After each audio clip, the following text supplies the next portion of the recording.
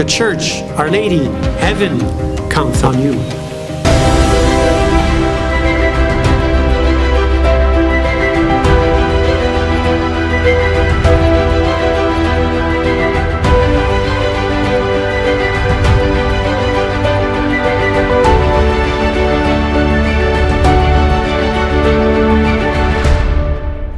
It's also wonderful to see events like this where there is a sense of community. How to respond to this terrible crisis. Let me ask all of you a question. How many of you that are here, raise your hand if you do not regularly go to the traditional Latin Mass, just so I can get a sense of how many we're talking about. 1, 2, 3, 4, 5, 6, 7. Do not, they do not regularly go to the traditional Latin Mass. Okay, so maybe I would say, it looks like maybe we have about 20. Okay.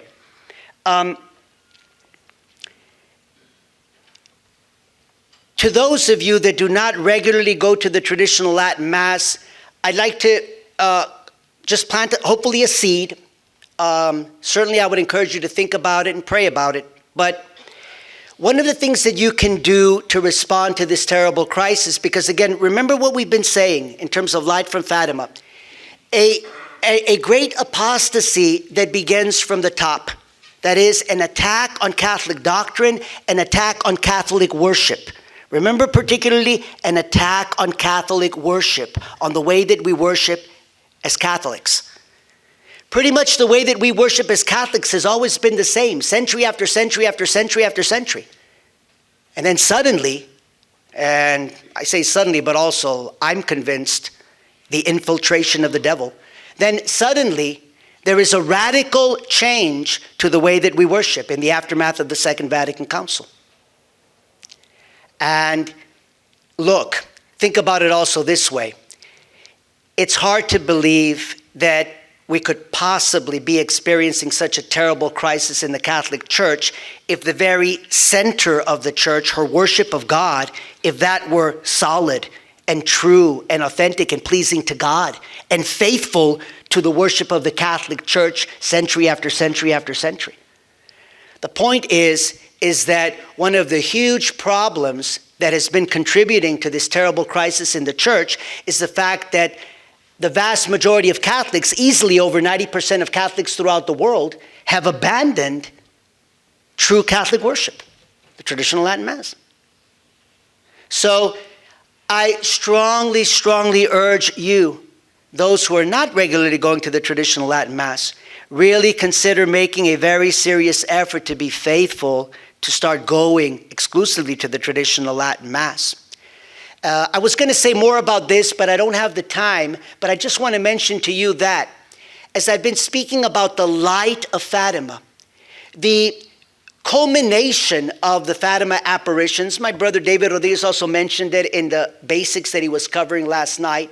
I gave a talk, he also alluded to that yesterday, but I gave a talk specifically on the apparition of our, also the apparition of our Blessed Mother, but really the great manifestation of the Blessed Trinity that took place at Tuy on June the 13th, 1929. I gave a talk on that at the last Fatima Center conference that we had in October of 2022 in New Hampshire. So I strongly encourage you also, all of you, to listen to that, because the whole point here is that we have this great light that's coming to us from heaven through Fatima. Also something very beautiful in this regard, and my brother also mentioned it yesterday, is the great vision of St. John Bosco that he had in May of 1862 of the two great pillars that were going to bring hope and salvation to the church. And that's the Holy Eucharist, Jesus in the Holy Eucharist, and devotion to the Blessed Virgin Mary. Kind of the same light that is coming to us from heaven, already preparing us, you could say, exactly 100 years before the beginning of the Second Vatican Council. Vatican Council II began in 1962. St. John Bosco had this vision in his dream in 1862. And the whole point of all of this about this light that's coming to us from heaven is that the more that one reflects a bit more profoundly on the entire message of Fatima, and also especially on the vision at Tuy, it's crystal clear how important the traditional Latin Mass is. When you look at the picture of the vision of Tuy, It's almost like a picture of the traditional Latin Mass. How should we respond to the crisis? 3 things that I would say we have to be as firm as we can on. On this, we cannot compromise. And that's the lex orandi of the Catholic Church, which is why I'm strongly urging the Catholics that aren't going to the Latin Mass. I'm saying, look, we have to be 100% faithful to the lex orandi of the Catholic Church. Her law of, literally that means law of prayer, the way she prays. And don't think that the way she prays is not connected with the way, what she believes. They're very much connected. The Catholic Church has always taught this. What this means is it means if you start praying in a very different way, you're going to start believing in a very different way. Change in worship, change in doctrine. So, do your very best to be faithful to the lex orandi of the Catholic Church and the lex credendi.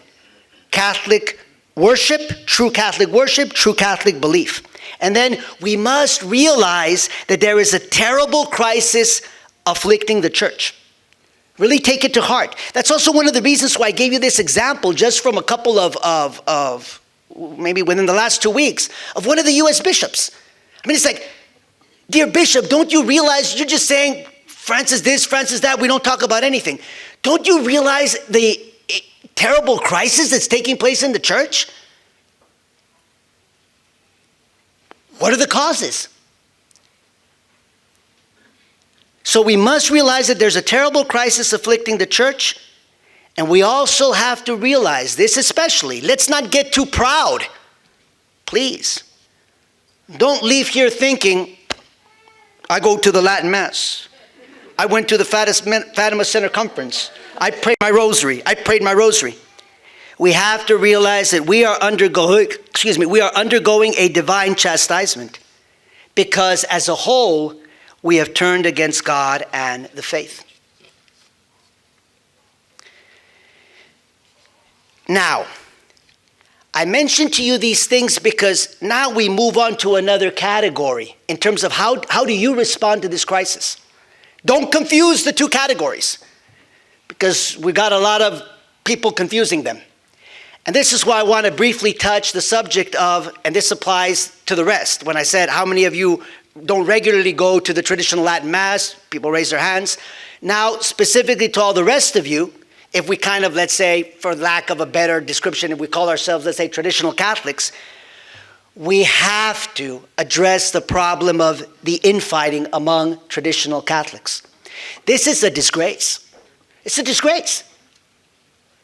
And there's no question that the tail of the devil is there. Because wherever you go to Mass as a traditional Catholic, to the traditional Latin Mass, the 3 things I just mentioned, you're holding on to them. You have that in common. You're trying to be faithful to the lex orandi of the Catholic Church, 100% faithful to the lex credendi of the Catholic Church.